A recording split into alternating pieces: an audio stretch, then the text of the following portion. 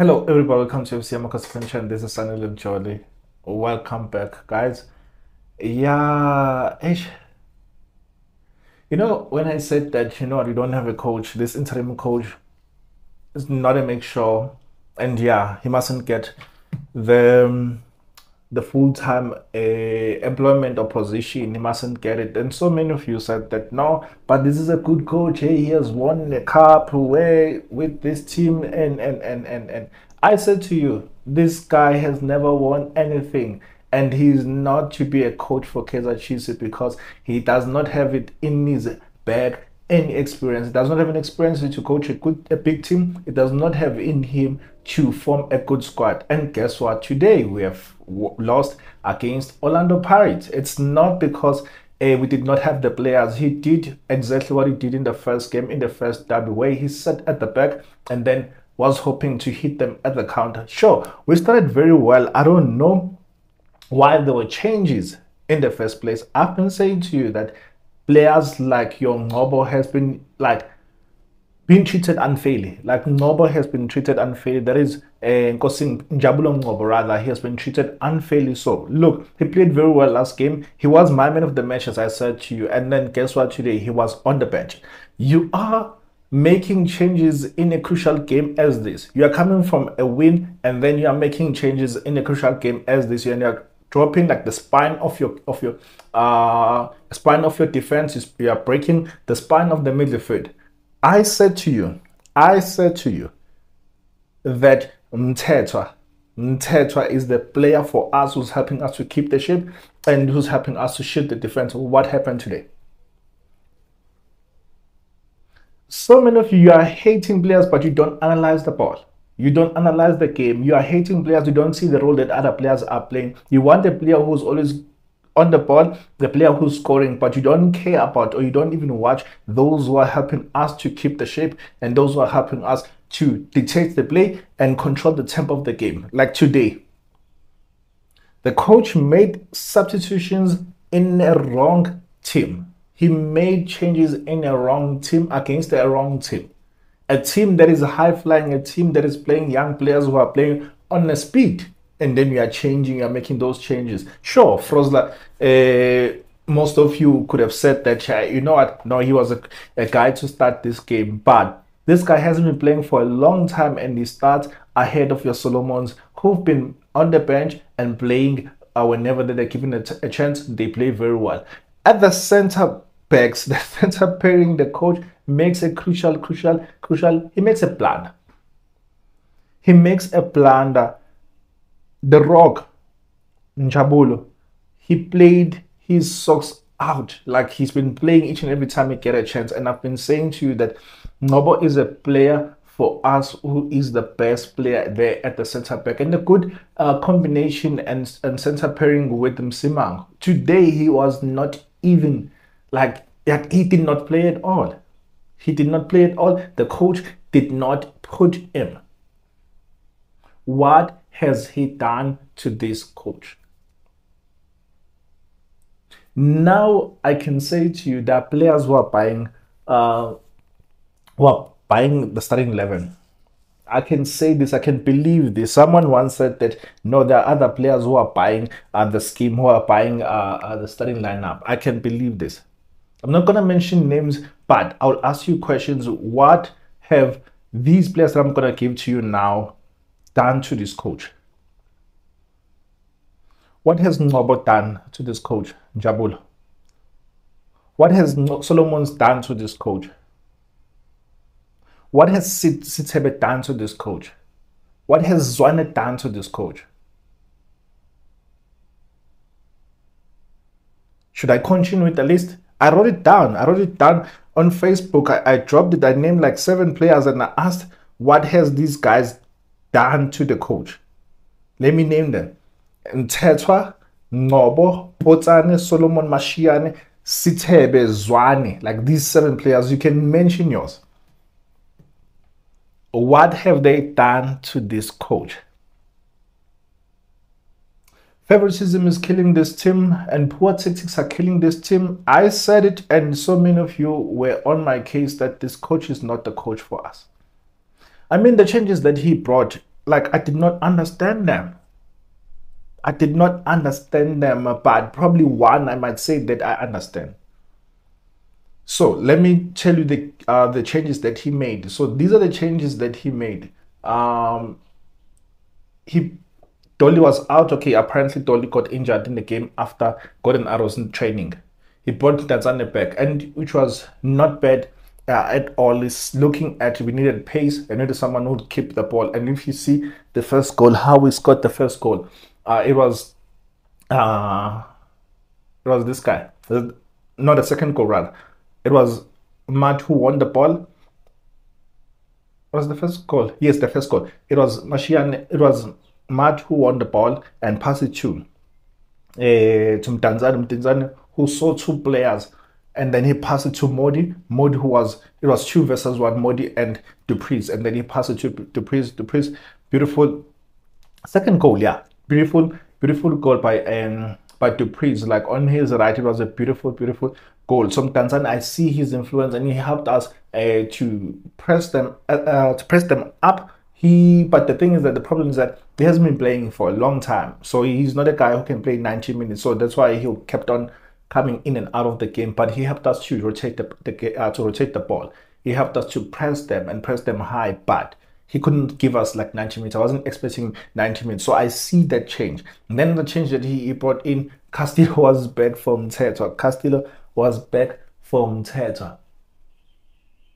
Guys, this is painful.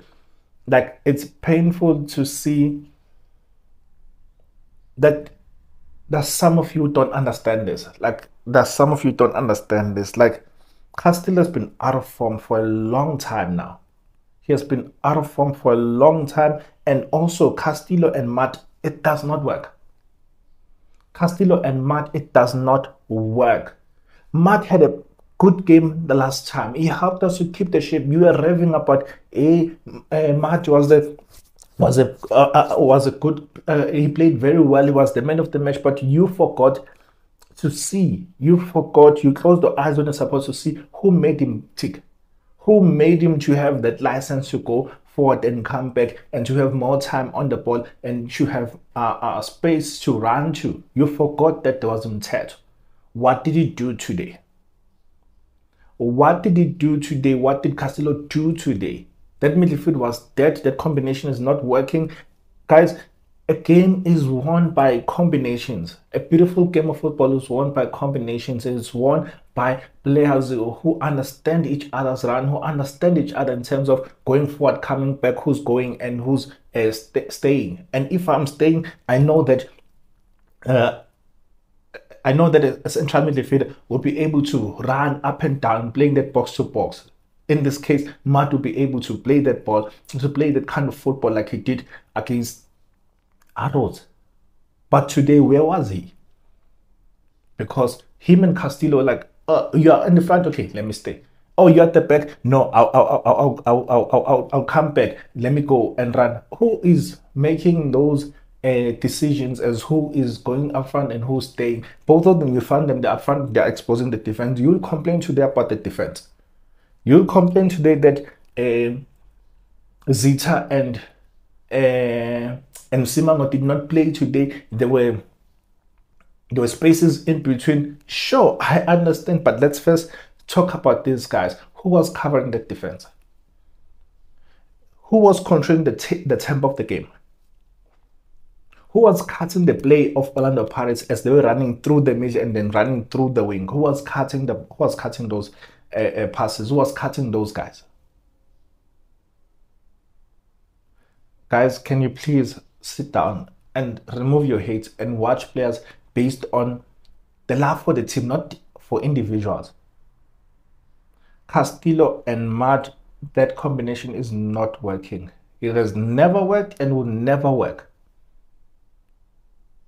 It would never work because both of them, they enjoy going up front and they're losing the ball cheaply. They're at the back. Frosler is back. If it was Frosler back and then Quinica is out, I could have understood it. Frosler hasn't been playing, but he's back. And he's back, he's playing at the position that, hey, could have easily slotted in Solomons, who's giving us something going forward. What did Frosler give to us today? Remember that you have dropped Martian last game for Shad. You dropped him and you're doing the same thing today. That you dropped him Ngobo for no good reason. You dropped Martian for good reason and you brought back Shad. There's no player in these guys that I mentioned who seem to be getting more game time and deservingly so, who will keep the position or starting lineup deservingly so. There is no player, because the coach seems as if he does not value them. He does not see them. Martian played very well and then you subbed him for Shad. You're subbing players and benching players who are not supposed to be on the bench. Like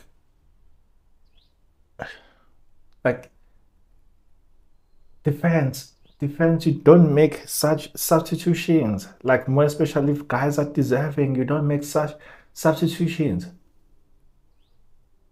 Midfield is dead and you keep on making substitutions unnecessary. You are subbing other players unnecessary. Why would you bench Ngobo, who helps us to keep the shape, who helps us to control the game? We did not control the game at all. Paris controlled the game. We were better in the first half. Second half, we were completely dead, but we did not control the game. Having a guy like Ngobo, he helps us because he can read the game and he can slow down the game and he can read slows the tempo, just like Nteto. He can slow the tempo and speed it up. But the coach is insisting on playing players based on, like, I don't know.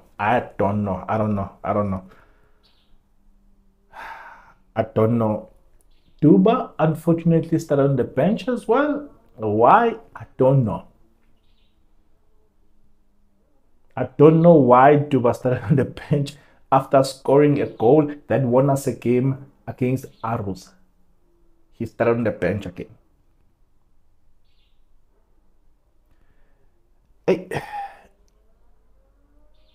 The coach destabilizes our team. Like, he's the one who's costing us these games. Like, he's the one who's costing us such games. Like, why would you make so many changes in the starting lineup and put players who haven't been playing for a long time in positions such as, like, the right back, where Solomon has been coming in and giving us something going forward? Then you're bringing Kwinika, who's been playing a right back, and then today you're like, no, let me try in the center back and see if it works. Are you still trying to figure out things? When we are left with only a few games, you're still trying to figure out things, still trying to figure out combinations at this time of the league. You're still figuring out combinations. How many games have you been coaching us? Is it 12, 15 now? And you're still figuring out combinations at this time of the league. Wow. You don't have your stable 11 and you're figuring out combinations. Like, it's like we are winning by fluke when we win. When we win, we're winning by fluke. Because we are lacking combinations and there's no consistency in terms of players who are playing, and those who are playing very well the next game, as soon as your trusted players are back, you drop them. Had it not been for Vuma today, we would have lost this game 4-2, 5-2, or even 6-2 for that matter, because Vuma kept us in the game. He had one of his beautiful, brilliant games today. The saves that he made and him playing as a last man. Guess what? The first goal, how it came about, Matt loses the ball. Loses the ball in the same position that he lost the ball. I think we were playing against Sekukuna in the middle of the park. He lost the ball there and we were, they counter-attacked us. And they scored. Second goal, how it came about. Remind me, how did the second goal come about? We lost the ball. Oh, it was Matt again. Yes, it was Matt again, was dispossessed the ball, and the ball played to Mabasa passed the ball to Sele. Was it the second goal? I don't even remember. But Matt, he lost the ball again. That goal, we kick the ball out for a throw in. We switch off. No one is looking at the players who are running by themselves, and they score. Matt was lucky today not to receive a red card. There was a red card in the 11th minute.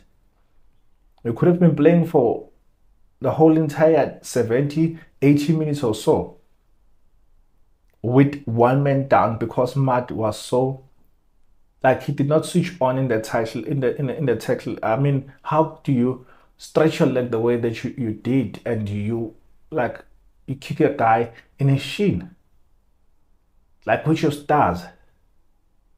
Castillo nearly costed us a penalty as well. Like, he's not looking for a ball, he goes to a play. And then he pushes him in the box. Poor coach. Players today can say that to a certain extent it did come to a party. But yeah, the setup from the get-go was poor. It wasn't good at all. Starting lineup was poor. Tactics were poor. Subs wise, he was poor as well. He was very, very poor as well. A guy gets a yellow card, costing us a goal. He plays 90 minutes. A guy who's been out of form for a long time and did not start the last game, Castillo now. He comes in and he starts in the derby. You keep him for a long time. You're subbing him around later stage, like late in the stage of the game, and you are hoping that you're gonna score, but now you don't have someone who's gonna shield that defense. So are you saying that we can outscore them? It's fine, let them score and then we'll outscore them. How if we've been scoring one goal a game if we do score? How we've been playing back-to-back draws and losses? And the guy who helped you, who scored for you in the last game, you are putting him in the bench. Yeah, apparently we were throwing misses in at the coach and the players. And I saw Peterson, there's a video that's circulating in the media where Peterson is rebuking the coach, like he's telling him where to get off. I don't know what was the conversation, but he's seen, like we can see him in his expressions, that he's angry at the coach. He's pointing at him and showing him where probably he made a mistake or something. I don't know, but he kept on pointing at the back and pointing at the coach. Will he play the next game, Peterson? Will he ever play after what I saw with the coach? They were exchanging words. I don't know what was happening, but it seems as if the coach is losing the dressing room. I would not say I am for that. In as much as I don't like the coach, in as much as I don't see the coach taking us far, I would not support players pointing at the coach and fighting with the coach. There is a way of addressing things. I mean, you're one of the senior players, so you are pointing at the coach, pointing where, don't know, maybe where it went wrong and whatnot. It won't help. Do it in at training, do it in the dressing room. But yeah, in any case, I don't know what was the conversation about, but it seems as if it was a heated debate, a heated exchange of words between him and the coach. And the players are to blame for this game to a certain extent, but the coach is the guy to blame for this coach, how he set us for the start of the game and how the tactics were played. I mean, how can you play against counter-attack football when he promised that, you know, it's going to be an entertaining game and we're going to be on top of them, we're going to be attacking them on what? On counter-attack? And even that counter-attack, you don't have players who will play the ball, who will keep the ball, and you don't have anyone who will shoot the defense. If I was to rate the coach, I would give him a 4 today. Give him a 4 out of 10. Like, I would give him a 4 out of 10. I'll give this coach a 4 out of 10. He was poor today. He was poor. Rating Vuma would be my standout player because he kept us in the game, and had our players created chances, because that's another thing. We are not setting a team in such a way that will create chances. Yesterday, beautiful, beautiful goals by Dupreez, like beautiful goals by Dupreez. Both assists are coming from Modi. Modi kept on coming in and out of the game. Saile, first half, first few minutes, he took on players, crossed the ball here and there. Midfield was nothing much to say except Tanzania that he was like the guy to go to or give the ball to, so that he can help us spread those passes and help us to press. Defense, there's nothing to write home about defense. Both wing backs, two centre backs, they were caught napping today. Caught napping in all goals. They were caught napping. All goals were kept caught. On all goals they were caught napping. Only the keeper that I can speak about in defense. So it's defense and the striker today I can talk about. Vuma, I would give him an 8. His distribution wasn't bad today. In him aerial winning the ball, coming out to punch the ball as well. Those saves that he made, I'll give him an 8. Frosler today, I'll give him like an average 5, but they kept on attacking his position. It could be because they know that this guy's been out of the game for a long time, hasn't been playing for a long time, and they kept on attacking him. It did not offer us anything going forward, and then he'll be caught out of the position most of the time. It could be that because Saile wasn't coming back that much today. I don't know, it could be that. And then Klanti today did not really offer us much as well going forward. The crosses that he would put in, they're always falling on no man's land or falling on Pirates players, two centre backs. So give Klanti like an average 5 as well. It did nothing. Two centre backs, like I'll combine them, like there was no communication. There was no communication or understanding. Like there was nothing. I'll give them a 4. Like both of them, they were poor. Both of them were poor. The midfield, Castillo and Matt, they were poor. I'll give them a 4. Tanzania, for him to play the way that he played and being involved in the goal that Dupreez scored, I'll give him a 6. Give him a 6. Saile, I'll give him an average 5 as well. Did not do much today. Modi kept, he lost the ball quite a number of times as well, but it was also a lively winger as well. So I'll give him like 5.5 or so, like just above average. And then Dupreez, beautiful, beautiful finishes, like beautiful, beautiful goals. I'll give him like a 7. I'll give him a 7. Yeah, give him a 7. He let we did not recreate many chances for him. The chances that he got, he buried them. So yeah, I'll give him a 7, a strong 7. Tanzania, Tanzania rated him. Yeah, rated Tanzania. So the coach, give him a 4 today. He was poor. It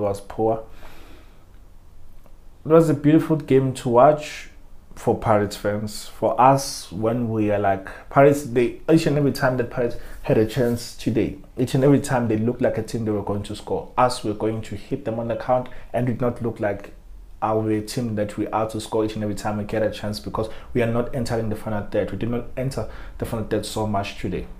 We did not enter the final third so much. I'm not gonna rate the subs. There was nothing much that they did.